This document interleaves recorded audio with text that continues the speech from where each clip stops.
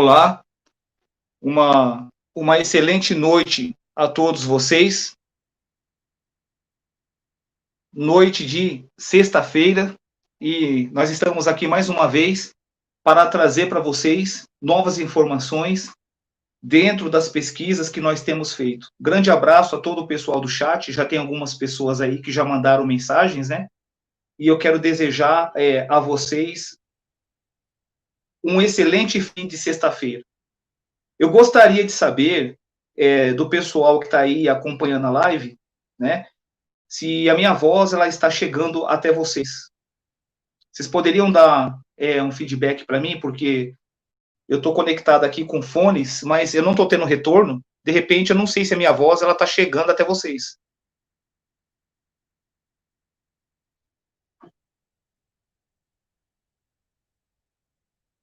Deixa eu aguardar um pouquinho aqui, né, para ver se a minha voz ela está chegando a todos vocês que estão aí já nessa noite de prontidão para receber essas informações que nós iremos passar a partir de agora.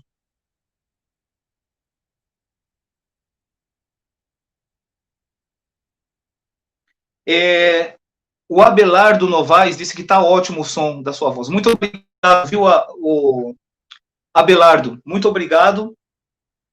Às vezes a gente enfrenta problemas técnicos com relação ao som, né?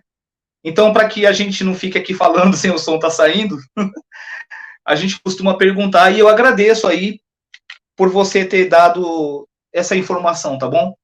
Aí, assim, nós poderemos dar continuidade a essa live. Uma excelente noite de sexta-feira para todos vocês. Nessa noite, nós iremos considerar algo dentro da história relacionado à dinastia de Ramsés. O faraó Ramsés, ele é muito falado nos filmes, revistas, jornais, livros, né? Existe uma infinidade de livros que trazem informação a respeito do faraó Ramsés. E para muitas pessoas, Ramsés, ele era o faraó do Êxodo, né? Muitas pessoas, as novelas e até alguns filmes apresentam Ramsés como o faraó do Êxodo. Mas isso daí não é a informação documental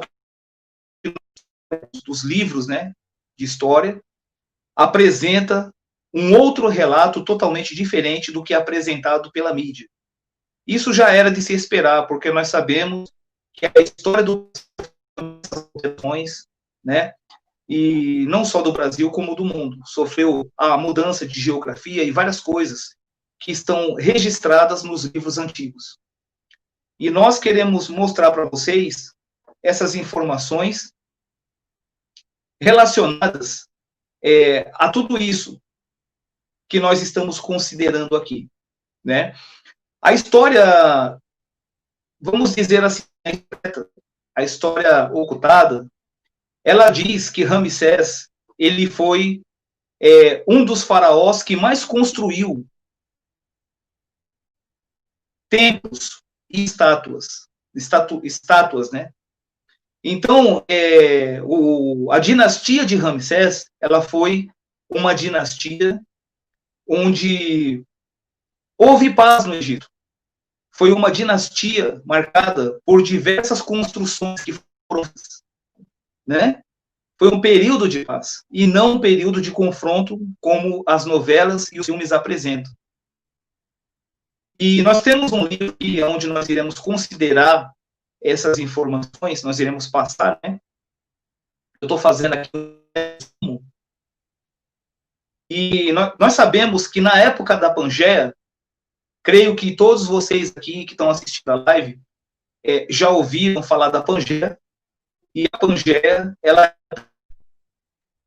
onde o continente americano estava ligado ao continente hoje conhecido como continente africano. E o território do Egito abrangia não só o território do continente africano, mas o território americano também, né? América do Sul. O Egito, ele abrangia toda essa...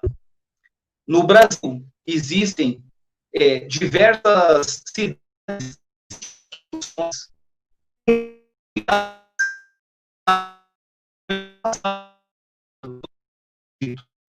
Nós temos o exemplo de onde existem muitas pirâmides. Na Amazônia, existem muitas pirâmides. Em várias partes do Brasil, existem muitas pirâmides, né? E também existem muitas galerias subterrâneas. E essas galerias subterrâneas, elas eram uma forma de manter não só papiros, como também preservar o corpo dos faraós de forma mais apropriada. Então, nós sabemos que a dinastia de Ramsés, ela foi muito marcada, e o livro que nós iremos mostrar para vocês nessa noite, né, trazer essa informação contida dentro dele, apresenta algo muito importante com relação ao Brasil. Olha só para você ver que no início da live eu já trouxe a informação de que a história oficial apresentada não é realidade. Existem documentos, existem livros que comprovam o contrário. E o Brasil, ele também fazia parte do Egito, do Antigo Egito. É bem interessante observar isso, porque até a escritura que nós temos aqui, ela comprova isso, né? Nós iremos considerar mais adiante um texto muito, muito importante, que nós vamos ver, né, depois, e vocês poderão observar com muita naturalidade o que está sendo apresentado dentro desse relato. Eu estou com um livro aqui, eu vou abrir ele, né? Esse livro que traz essa informação, eu já estava passando para vocês, é um livro do ano de 1950. Eles são bem característicos, essas capas, né, são bem características da época, né, de 1950 e até anos anteriores a 1950. Então, esse livro aqui, ele traz uma informação muito ligada ao Êxodo, né? Tanto é que o título aqui está escrito assim, ó. Olha para vocês verem como que isso aqui é importante. O título original em inglês, O Êxodos. Eu vou tentar colocar aqui para vocês ver se vocês conseguem essa parte que eu estou falando aqui. Tá vendo aqui, ó? Ó. Título em original em inglês, O Êxodo. Tá vendo aqui, ó? O Êxodos, né? E esse livro, ele, claro que por ele tratar desse assunto relacionado ao Êxodo, ele vai falar do Egito e vai falar também dos faraós. Então eu grifei aqui alguns pontos importantes desse livro para poder trazer uma informação muito boa, uma informação muito verdadeira para vocês nessa noite, tá? Vai ser algo rápido, não vai ser algo que vai demorar muito, mas essa informação é uma informação muito importante e vocês irão notar que ela está ligada às Escrituras. Essa parte que nós iremos apresentar para vocês aqui, ela vai mostrar hoje que a Escritura que nós temos aqui nas Américas, ela contém muitas partes verdadeiras. Por outro lado, ela também contém muita fantasia, muitas coisas que foram colocadas nela dentro dos concílios, né? São alterações que foram feitas por Constantino e por outros imperadores romanos do passado. Então, eu vou iniciar uma leitura aqui para vocês, dentro desse livro, e vocês vão observar que a dinastia do faraó Ramsés, o faraó mais conhecido de Hollywood, né? Ela ocorreu aonde? Lá no continente africano? Ou aqui no Brasil? O que vocês acham? Vocês que estão assistindo a live, vocês vão ter uma ideia, né? Que naturalmente muitas pessoas vão falar que é do outro lado, lá onde é o continente africano. Essa é a história oficial que tem sido apresentada. Porém, a informação dentro do livro é outra informação e você vai ver que realmente a dinastia desse faraó, e não só dele, mas também de outros, que têm tido seus nomes muito divulgados, também ocorreu aqui nas Américas, tá? A gente vai ler aqui. Eu gostaria que vocês prestassem atenção nessa informação para vocês verem que existem muita coisa oculta, muita coisa que não é apresentada na mídia. Os livros de história trazem essa informação, né? Essas informações, e nós iremos passar para você essa realidade. Então, aqui na página 16 do livro A Terra Prometida, né? Um livro que foi traduzido da língua inglesa e que traz a história relacionada ao Êxodo. Esse livro aqui, ele é um livro de 1950, tá? Então, aqui, ó, num parágrafo da página 16, ele diz o seguinte: centenas de anos antes de ocupar o trono de Sete, observe que, além do faraó Ramsés, já existe também aqui um outro faraó, que é o faraó chamado Sete. Olha só. Um dos primeiros faraós do Egito trouxe da guerra contra os líbios inúmeros cativos e escravos, e grande cópia de despojos. Dentre essas cópias estão deuses com letra minúscula, armas e até mesmo as pedras talhadas do Palácio Real da Líbia. As ferramentas com as quais o palácio fora construído e os homens que havia feito esses instrumentos, né? Olha só, aqui diz que existia ferramentas que foram trazidas do palácio, que foram construídas por homens que haviam feito estes instrumentos, né? E tendo edificado um grande palácio com o produto do saque, do resgate, dos prisioneiros e a venda de escravos, com deuses de pedra que trouxera da Líbia.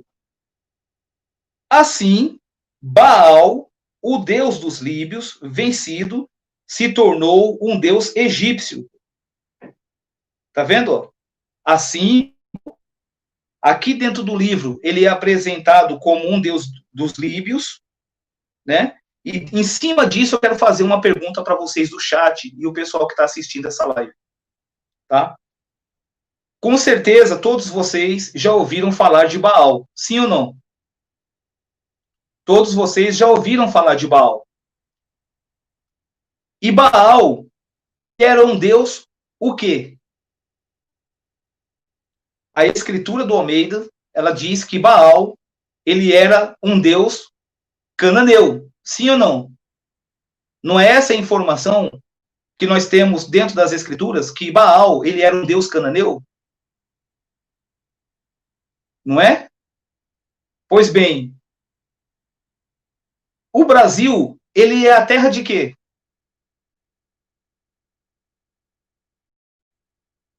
Dentro da própria escritura, de forma muito subliminar, o Brasil, ele é a terra de quê? O Brasil não é a terra de Canaã? Então, a Líbia, que é apresentada hoje pelo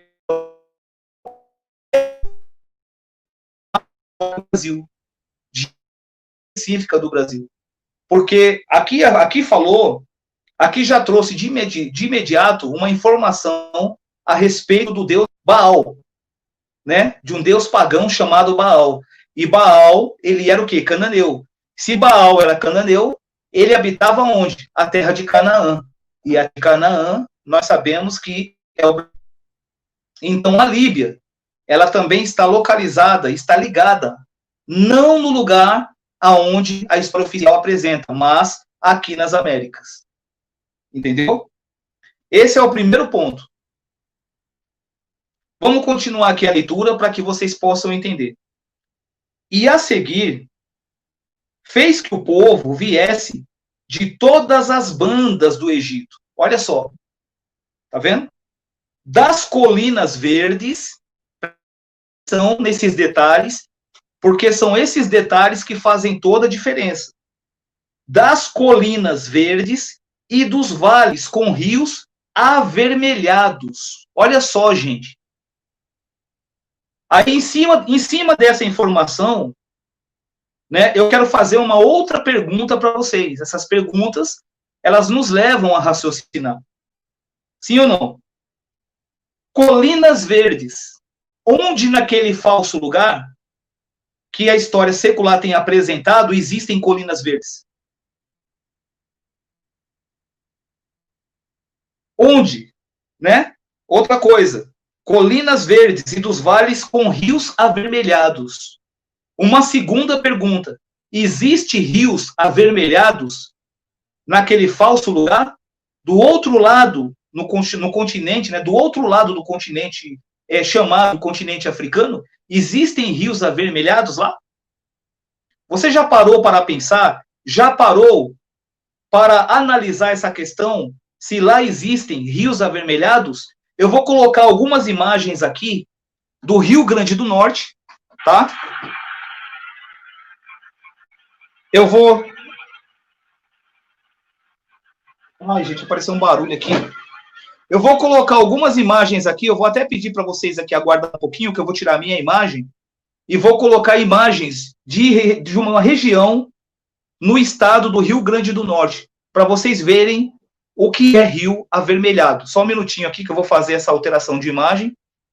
Isso é de extrema importância, tá? Não liguem, não reparem se de repente a minha mão ela acabar atrapalhando aí. Só um minutinho, pessoal, que eu vou colocar aqui um rio e vou tirar aqui a minha imagem para vocês poderem... Vocês vão ouvir, vocês vão observar apenas a minha voz agora. Vocês estão observando essa imagem aí, ó? Essas duas pessoas banhando-se, né? Estão banhando-se nesse rio. E esse rio, olha a cor da água. Analisem e olhem a cor da água desse rio.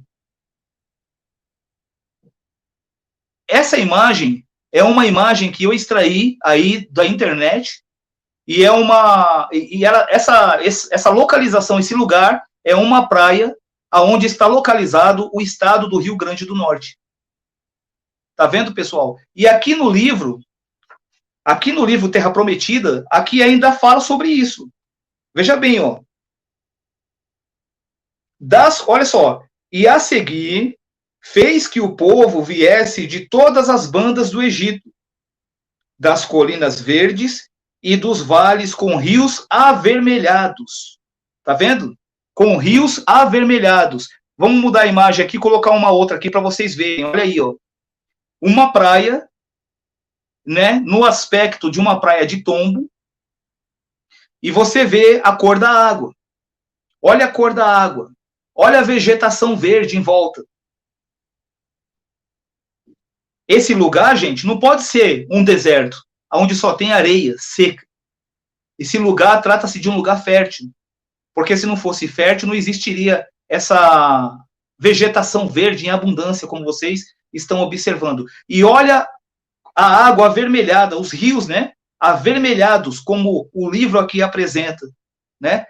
Chamando essa terra de terra do Egito. Entendeu, pessoal? Eu vou voltar aqui a minha imagem para vocês poderem, para a gente poder continuar aqui a leitura, né? Para a gente poder continuar aqui a leitura do livro. Deixa eu só fazer o ajuste aqui. Só um minutinho, porque aqui é tudo manual. Deixa eu fazer o ajuste correto aqui para poder a gente continuar falando, né? Então, olha só que interessante. Deixa eu só mudar aqui um pouquinho. Voltar lá na página principal. Só um minutinho. Então, como vocês puderam observar, essa praia é uma praia onde existe um rio vermelho, como aquele que está sendo apresentado, né, aqui no livro, A Terra Prometida. E esse lugar, e esse assunto que nós estamos tratando, né, e eu vou mencionar para vocês aqui que também, não só nesse lugar aí no estado do Rio Grande do Norte, mas também na Amazônia existem diversos rios, em Manaus existem diversos rios com essa cor avermelhada, mostrando e provando essa história apresentada dentro do livro, tá? Que está ligada à dinastia de quem? A dinastia do faraó chamado o quê? Ramsés. Entendeu? Então, a história secular apresentou para a gente o quê? Um deserto de terra seca, né? A história secular apresentou para a gente algo que não bate com a história dentro dos livros. Mas hoje essa verdade está sendo trazida. Como vocês podem analisar aí as imagens, né, viram as imagens, vocês estão vendo que realmente o Brasil, ele é essa terra mencionada. Ele também fazia parte do Egito, principalmente na época da Pangeia, né? Vamos continuar aqui a leitura. Das Colinas Verdes, nós temos aí diversos estados brasileiros, cidades brasileiras, repletas e cercadas de colinas verdes. As mais conhecidas estão no estado de Minas Gerais, né? Na verdade, aquelas serras maravilhosas, aqui o litoral, toda a costa brasileira, né? O Parque Estadual da Serra do Mar, a Serra da Cantareira e diversas outras serras, Serra da Bocaina, né? São lugares de vegetação nativa, vegetação atlântica, entendeu? Nativa. Então, a história, ela não é comprovada apenas através de uma falácia, como o sistema tem feito, mas através de imagens e também de documentos como esse livro, que comprova toda essa veracidade. Então, nós podemos continuar aqui a leitura. Pastores de animais, tá? Não é pastores genéricos, não. Pastores de animais, pescadores, vinham ver o grande templo e traziam oferendas ao novo Deus. E que Deus que era esse? Que oferendas era essa que era oferecida a esse Deus apresentado aqui? E nós sabemos que esse Deus, quem era? Era o próprio Baal. Era o próprio Baal, o Deus cananeu, né? O Deus que habitava e que, entre aspas, ainda habita a terra de Canaã, que é o Brasil. Entendeu? A gente tira. Hoje, quando nós falamos de religião, nós lembramos de quê? Da Babilônia. E Baal, ele está em todos os lugares, dentro dos templos, fora deles, nas praças. Não é verdade? Né? Em diversos lugares. Alguns lugares do litoral brasileiro, se você analisar bem e observar, você vai ver que em cima dos morros existe sempre lá uma imagem, né? Sempre lá um deus pagão, uma imagem de pedra em cima desses morros. Entendeu?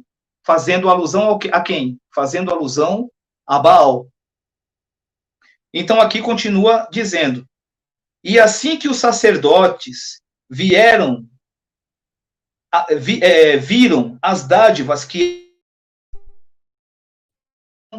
instar com o conquistador da Líbia, para que erigisse mais outro templo a Baal. Tá vendo aí? Né? Quer dizer, em vários lugares, em várias regiões foram erguidos templos. Muitos desses templos hoje estão tomados pelo mato, né? Porque na Amazônia existem várias cidades subterrâneas ali, vários vestígios de cidades antigas que a mídia não mostra. Mas se você for analisar, você vai ver realmente que trata-se de uma grande realidade. Né? E o faraó logo acedeu e ordenou mais sacerdotes para vigiarem as oferendas que ardiam nos altares e oficiarem nos mistérios do novo templo. Visto os egípcios não acorrerem espontaneamente, como antes, nem trazerem tantos presentes quanto os sacerdotes aguardavam, um dízimo, olha aí, ó, um dízimo foi imposto a todo o povo da nação, e sacerdotes saíram a recolhê-lo. Tá vendo? Veja que essa questão da cobrança de impostos, ela não é nova. Ela já é algo muito antigo, que já existia lá na época em que o Egito era potência mundial, que isso incluía o Brasil. E hoje não é diferente, né? Tudo que nós consumimos, desde a vestimenta até os alimentos, imóveis, veículos, propriedades, tudo, absolutamente tudo o que nós consumimos, existe ali em cima de tudo isso um imposto que é cobrado pelo governo. E naquela época do Egito, esses impostos eram recolhidos por tais sacerdotes, que hoje representa toda essa elite política aí, né, as quais estabeleceram leis para que fosse cobrada impostos, e que, por sinal, o Brasil é um dos países que mais paga imposto alto no mundo. Quando aquele faraó faleceu, o herdeiro, a fim de sobrepujar o pai, edificou outros templos maiores. Veja que essa questão de templo, ela sempre esteve ligada à política. E hoje não é diferente.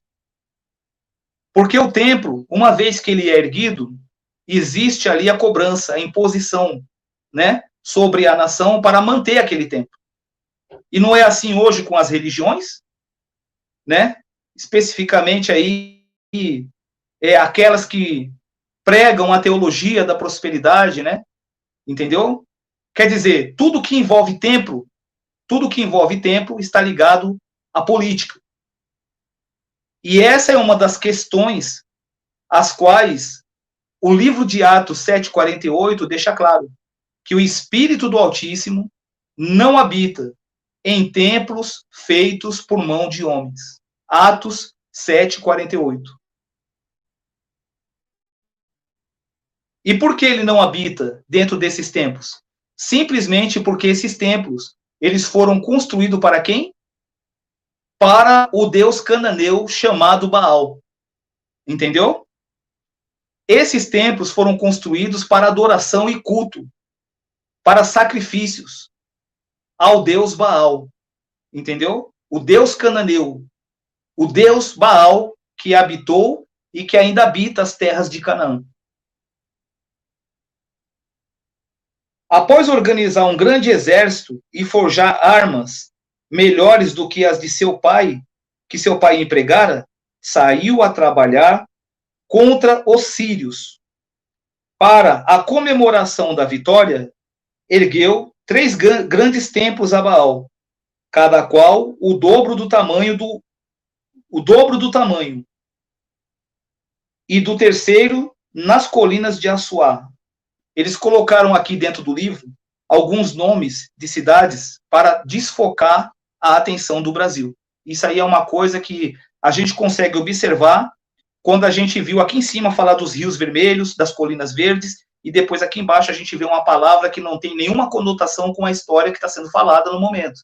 Então nós vemos que são palavras que foram colocadas para poder alterar, né, para que não compreenda do que se trata. Existe essa questão dentro dos livros, e isso precisa ser muito bem acompanhado e analisado com calma e de perto.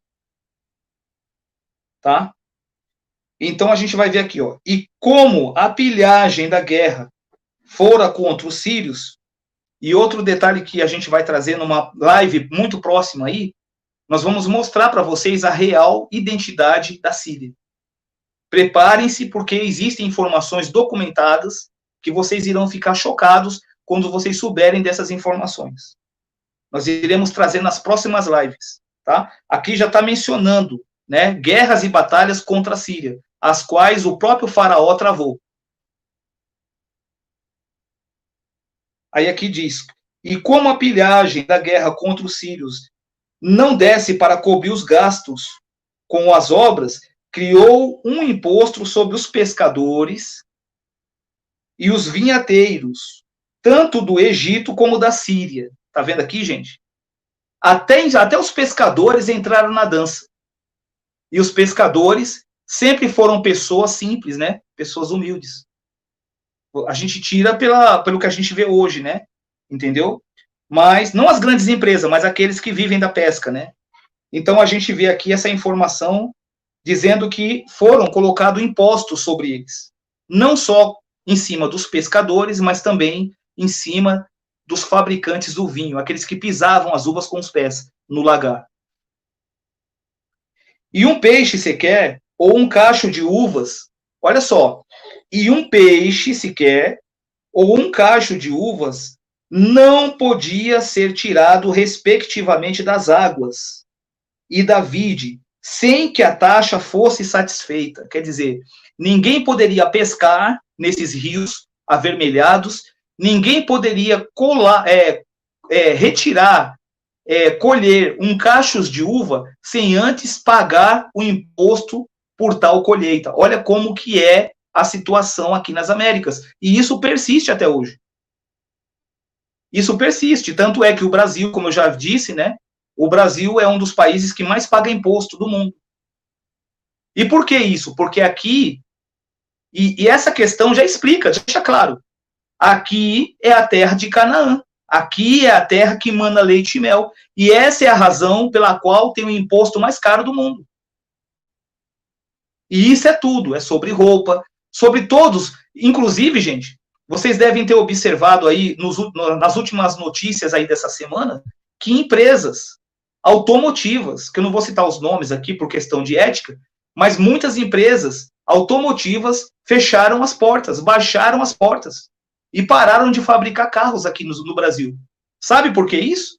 Por causa dos altos impostos e por causa da queda na venda. E isso acontece não é só com empresa, fabricantes, né, de veículos, não. Isso existe em todas as áreas, em todos os ramos. Muitas empresas que existiam aqui antigamente, elas não conseguiam pagar os impostos, saíram daqui, foram para o interior, e hoje muitas delas já nem existem mais.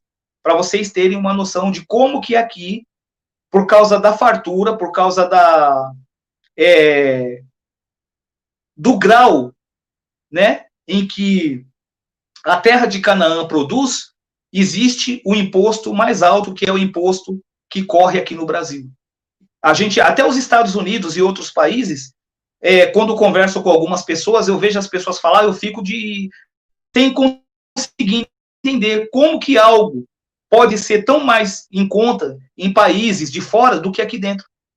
De repente você vai comprar, vamos supor aqui, um computador, um notebook, né? Nos Estados Unidos ou em outros países, acaba sendo muito mais em conta do que aqui no Brasil. E muitas das vezes, esses computadores, eles são fabricados aqui. Entendeu? É o caso dos veículos. Um carro aqui, ele é muito, muito mais caro, ele custa muito mais alto, o valor dele, do que na Argentina, do que no Paraguai, do que em qualquer outro lugar. Só que se você sair daqui do Brasil, para você ir comprar um veículo lá, quando o veículo entrar aqui, eles vão te taxar. E aí você vai ter que pagar o imposto. Se você não pagar, esse veículo não entra aqui no Brasil. Entendeu? Então existe todo um monopólio, existe toda uma estrutura que já havia sido montada lá atrás. Essas coisas não são coisas novas, são coisas antigas. E hoje nós vivemos isso. Você vê que os faraós, eles impunham, né, impostos altíssimos sobre o povo. E nem os pobres escapavam e nem escapam, como hoje, desses impostos. Você vê que o livro diz que um peixe, ele não poderia ser pescado. Ele não poderia ser pescado sem antes ser paga a taxa. Ou um cacho de uva não poderia ser colhido sem antes pagar a taxa. Entendeu? E os pescadores ou vinhateiros que sonegassem, presta atenção nisso aqui, gente. Olha que absurdo. E os pescadores ou vinhateiros que sonegassem ou tentassem sonegar o imposto eram sacrificados a Baal na presença de miríades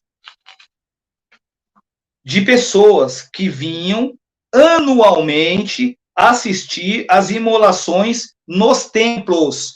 E assim era no templo de Jerusalém, que também foi construído aqui no Brasil. Porque o povo ia uma vez por ano para Jerusalém. Não era assim que a Escritura diz? Né? A Escritura não apresenta isso, que o povo ia uma vez por ano para o templo de Jerusalém? Exatamente, é isso aqui, ó. É o que está falando aqui, ó. Olha só, vou ler de novo aqui, ó. Os pescadores, isso me faz lembrar o quê? Aquilo que diz, né, sobre os discípulos, né? E os pescadores ou vinhateiros que sonegassem ou tentassem sonegar o imposto eram sacrificados a Baal na presença de miríades de pessoas que vinham anualmente assistir às imolações aonde? Elas vinham assistir às imolações aonde? Nos templos. E isso incluía o templo de Jerusalém. Entendeu? Eu vou mudar aqui a tela para poder trazer para vocês uma informação aqui muito séria agora, tá? Eu vou colocar um texto das Escrituras e vocês vão ver qual é a informação que esse livro traz com relação a esse texto. Eu vou colocar aqui, ó, só um minutinho. Vou fazer uma alteração aqui rapidinho para colocar para vocês aqui essa passagem bíblica. Algumas pessoas já até conhecem ela, né? Mas eu vou colocar aqui, eu vou tirar minha imagem para vocês lerem, tá? Olha só, vamos lá.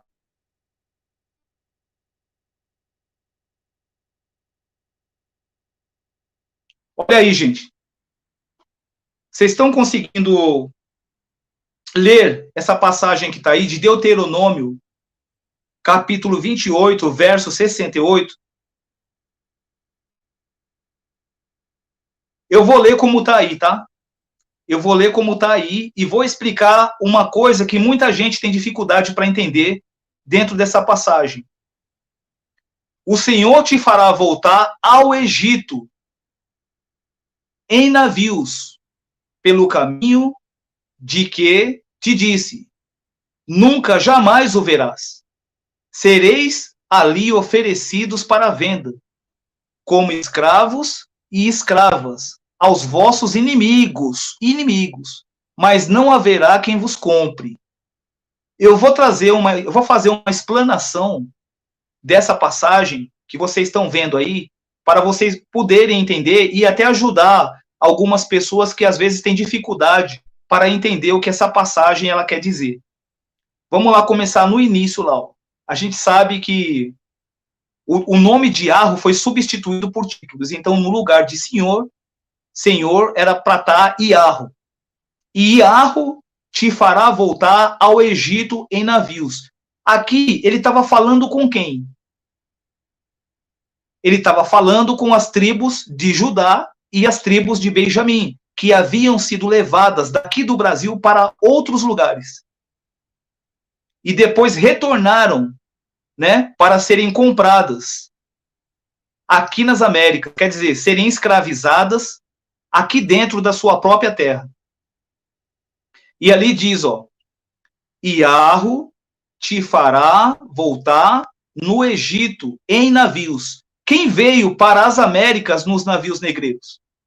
Não foram as duas tribos que vieram para cá, as tribos de Judá e as tribos de Benjamim, que vieram trazidas nos navios negreiros e que foram vendidos ali no Rio de Janeiro, no estado, né, chamado Rio de Janeiro, e que foram colocados à venda no cais do Valongo? Sim ou não, pessoal? Então vamos continuar aqui, ó. Pelo caminho de que te disse, nunca jamais o verás. Quer dizer, o povo que veio navegando para as Américas, trazidas nos navios negreiros, tá?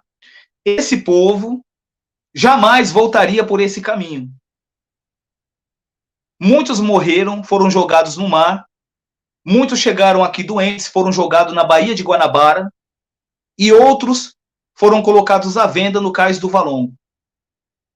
Continuando aqui, ó. Sereis ali oferecidos para venda, olha aí, ó, como escravos e escravas. Onde eles foram oferecidos para venda, como escravos e escravas? Onde as tribos de Judá e as tribos de Benjamim foram oferecidas como escravos, no cais do Valongo, no Rio de Janeiro. Quer dizer, o próprio povo de Arro foi escravo dentro da sua própria terra, porque essas terras aqui era a terra que havia sido dada a Abraão e a sua descendência.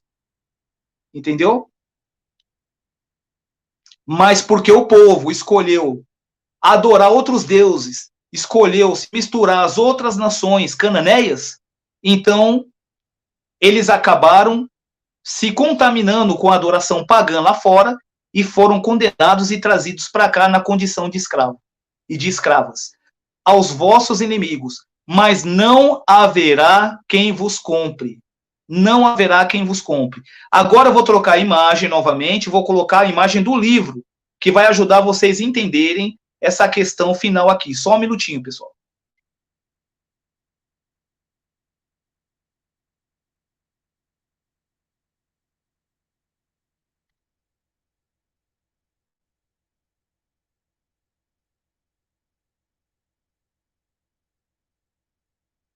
Vocês estão vendo essa imagem aí, né? Essa é a imagem da página 19 do livro A Terra Prometida. Só um minutinho, pessoal.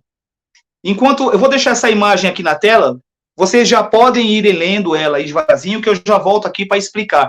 Deixa eu só consertar aqui uma questão de um problema aqui no microfone. Só um minutinho.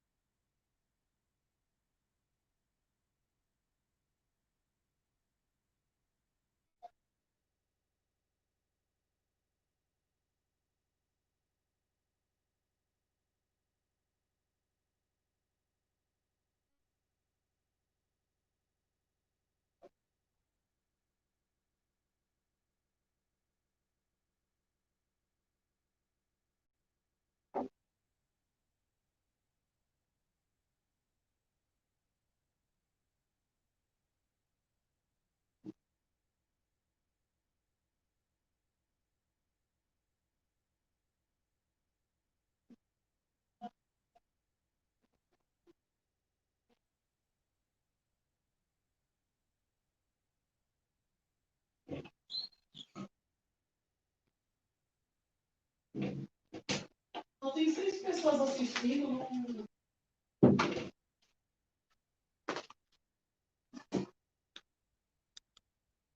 Prontinho, pessoal, já estou de volta aqui. Eu estava tentando procurar um adaptador melhor ali, mas eu acho que eu vou ter que finalizar a live com esse mesmo. Não vai ter jeito, tá? Eu peço até desculpa para vocês aí. Olha só, gente, a seriedade dessa passagem de Deuteronômio 28:68. A gente achava que, né, os escravos foram trazidos para cá, o povo de Arro, né, os hebreus, né, os Yahuas, foram trazidos para as Américas, né, simplesmente isso, mas a coisa foi muito pior do que nós possamos imaginar, né, porque o livro diz assim, ó, havia tantos escravos, e aí eles deram o nome de cabírios, né, olha só, eles deram o nome de cabírios, mas não tem nada a ver, isso aqui os Yahuas, né, o povo de Arro. Havia tantos escravos esparramados pelo Egito, olha aí, ó, comprovando, né, que as Américas, o Brasil, aqui parte dele era o Egito, juntamente com a África. Né? Havia tantos escravos esparramados pelo Egito que ninguém os aceitava, nem mesmo de graça. E nisso nós vemos o cumprimento da profecia de Deuteronômio 28:68, quando diz ali que não haveria quem os comprasse. Tá vendo? Essa passagem de Deuteronômio 28, ela é uma passagem verdadeira dentro da escritura do Almeida. O aldeão mais pobre possuía tantos desses escravos e queria de tal forma se ver livre deles, que deixava que se fossem oferecer nos leilões públicos. Olha isso, gente. Eram tantos escravos que eles tinham, que eles não faziam a mínima por eles. Vocês estão vendo aí o que está escrito no livro, né? Olha que coisa séria, gente. Né? Vou ler de novo. O aldeão mais pobre, hein? O mais pobre, possuía tantos desses escravos e queria de tal forma se ver livre deles, que deixava que se fossem oferecer nos leilões públicos. Olha que coisa triste. Esfomeados e cadavéricos. Olha isso, gente. Por isso que quando muitos deles chegaram aqui nas Américas, foram jogados na Baía de Guanabara.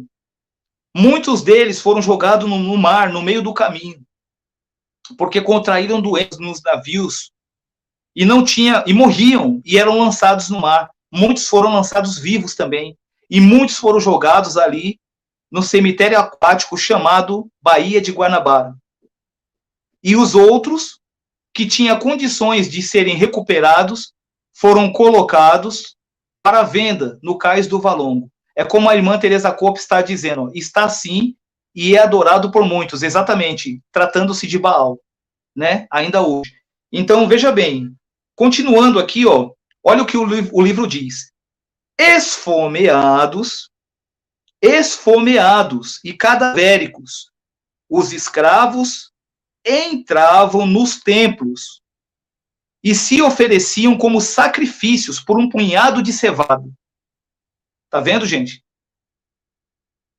Um povo que sempre foi descendente de reis e rainhas dentro de uma condição deplorável como essa.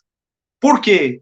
Por causa da desobediência, por causa do descaso, por causa da idolatria e do culto e adoração prestada a demônios. Aí está a explicação do porquê dessa situação que o povo de Arro viveu e está vivendo ainda aqui nas Américas. Entendeu? Não tardou que até mesmo os cães, olha isso, gente, se recusassem a comer a carne de um cabírio, quer dizer, de um escravo. Até os cães, gente, a profecia é tão forte, a profecia sobre as maldições que recairia sobre eles, se caso eles desobedecessem a Yahweh, que até os cães se recusavam, né? Mesmo os cães famintos se recusavam a comer a carne desses escravos. Tá vendo, gente? Isso explica, isso deixa muito claro como é grave. E isso daí, essa live aqui, que a gente está trazendo essa informação, é para poder... A nossa intenção... Eu vou até colocar a minha imagem aqui, só um minutinho. Eu vou alterar aqui agora. Eu vou colocar aqui a minha imagem para poder a gente estar falando aqui com vocês aqui. Espera aí, só um minutinho. Olha só. Isso. Deixa eu só fortalecer um pouquinho mais aqui. Só um minutinho, gente. Isso. Olha para vocês verem como que a situação que o povo viveu é gravíssima, né? Vocês viram aí o que aconteceu, né? O livro de Deuteronômio 28, ele é um livro muito sério, e essa profecia especificamente, ela é a profecia que explica o porquê que o povo de Arro ainda sofre aqui nas Américas. Entendeu? Você vê que muita gente ainda não acordou. Muita gente ainda está frequentando esses lugares chamados templos. O livro de Atos 7,48, ele é muito transparente quando ele diz: o Espírito do Altíssimo não habita em templos feitos por mão de homens, mas tem gente que insiste ainda em frequentar esses lugares. Tem pessoas que se curvam para diversos tipos de imagens criadas por homens. Ferro, metal, madeira, pedra. Sim ou não? Né? Você vê, final de ano, as pessoas irem para a praia para oferecer oferendas a anjos caídos. Você vê nas esquinas, nas portas dos cemitérios, oferendas sendo oferecidas a entidades. E foi exatamente esse tipo de coisa que fez com que Yahweh, ele proferisse essas maldições de Deuteronômio 28, caso o povo dele desobedecesse. E olha que a situação é tão séria que esses escravos, eles chegavam a se vender, eles entravam dentro dos templos, né? E se davam para serem sacrificados. Eles preferiam morrer, mas morrer com a barriga cheia, como até existe alguns certos dias aí, né? Que nós já ouvimos falar que se for para morrer, morrer de barriga cheia. Isso daí é um ditado que já vinha sendo falado com relação a esse povo que entrava dentro dos templos e se ofereciam como sacrifício a esses deuses pagãos, né? Especificamente Baal e Moloque, não só Baal como Moloque, que recebia sacrifícios de crianças. Entendeu? Então, eles se ofereciam por um prato de cevada. Quer dizer, vendiam seus corpos, sua alma, tudo por um prato de cevada, porque estavam esfomeados, famintos e cadavéricos. A profecia, sempre que uma profecia ela é proferida, ela tem em si um cumprimento muito mais elevado, muito mais forte com relação àquilo que ela está proferindo. Quando eu li essa passagem dentro desse livro, imediatamente eu lembrei da profecia de Deuteronômio 28, 68. E sereis levados para uma terra distante, e sereis vendidos como escravos e escravas, mas não haverá quem vos compre. E quando eu li essa parte que diz que não haverá quem vos compre, foi que eu consegui entender dentro desse livro o porquê que ninguém compraria eles, porque eles eram dados de graça. Muitos que possuíam esses escravos, muitos senhores de engenho, né? E os mais pobres tinham tantos escravos que eles permitiam que eles fossem levados de graça para leilão. Porque era muito, era muito, era muito. Olha que situação que o povo de Iarro caiu por causa da desobediência a Iarro. Então, gente, o objetivo dessa live é abrir os olhos do povo brasileiro. É abrir os olhos do povo brasileiro para a sua verdadeira identidade. Que o sistema tanto lutou e luta para ocultar e esconder essa sua identidade. Na grande maioria das vezes, eles chamam você de afrodescendente. Você não é afrodescendente. Você é hebreu, hebreia. Você é Iahua. Você é propriedade exclusiva do povo, aliás, do Criador. Ele te escolheu como povo especial, entendeu? Mas por causa da desobediência a ele, por causa da desonra a ele, o povo caiu nessa miséria, caiu nessa desgraça. E foram escravizados no passado, e ainda hoje, não somos mais escravizados fisicamente, mas somos escravizados intelectualmente. Entendeu? Porque trabalham para que a nossa mente não se abra, para que a nossa identidade não seja recobrada. Essa é a grande verdade. Entendeu? Mas existe uma esperança, que o próprio Iarro, que nunca desistiu do teu povo, ele proferiu. E eu só não vou colocar esse texto aqui, porque eu não preparei ele para colocar aqui, mas eu vou mencionar ele.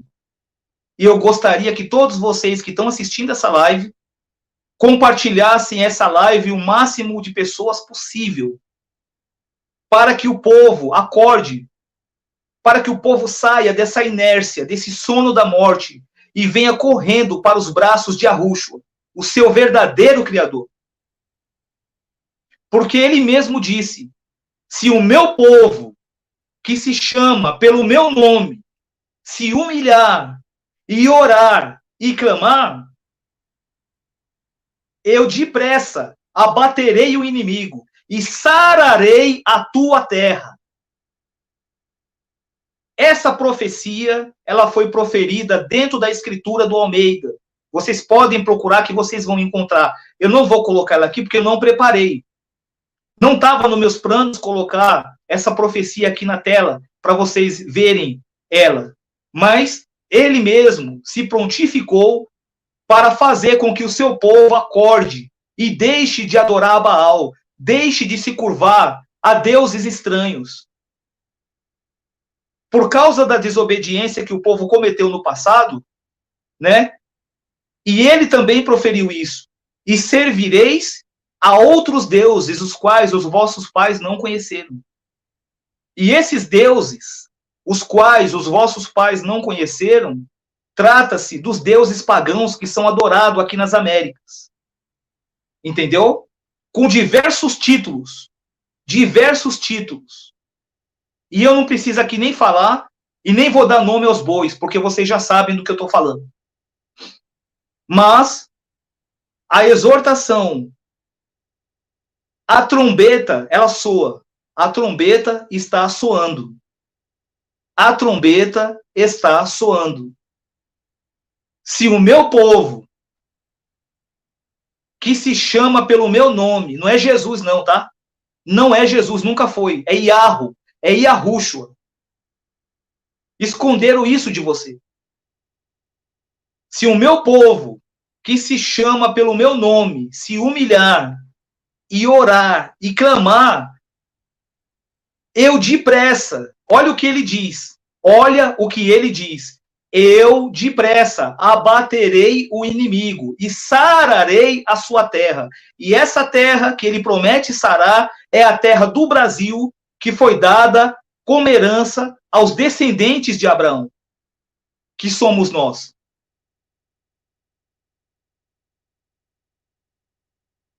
Ele prometeu para Abraão. Ele prometeu ao nosso antepassado, Abraão. Abraão, olha para os céus, levanta os seus olhos, conta as estrelas, se é que pode. Assim será a tua posteridade. Entendeu?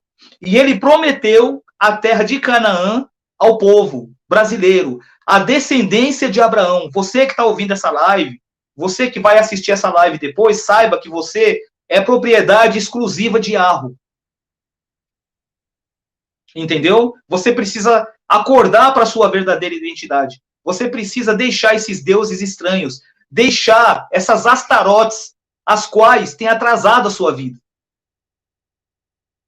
E corra aos braços de Yahushua, enquanto é tempo. Porque ele mesmo diz, se o meu povo, povo brasileiro, os hebreus, as 12 tribos que estão nas Américas, isso inclui os índios, se o meu povo, que se chama pelo meu nome, se humilhar e orar e clamar, eu depressa abaterei o inimigo e sararei a sua terra. Essa é a mensagem de hoje, dentro dessa live, e que essa live atinja o maior número de pessoas em todo o mundo, nos 4 cantos da terra. Essa é uma convocação, tá? E vou falar para vocês aqui algo interessante. Quando uma profecia, ela era proferida no passado, não importava o dia da semana, tá? Não importava o dia da semana.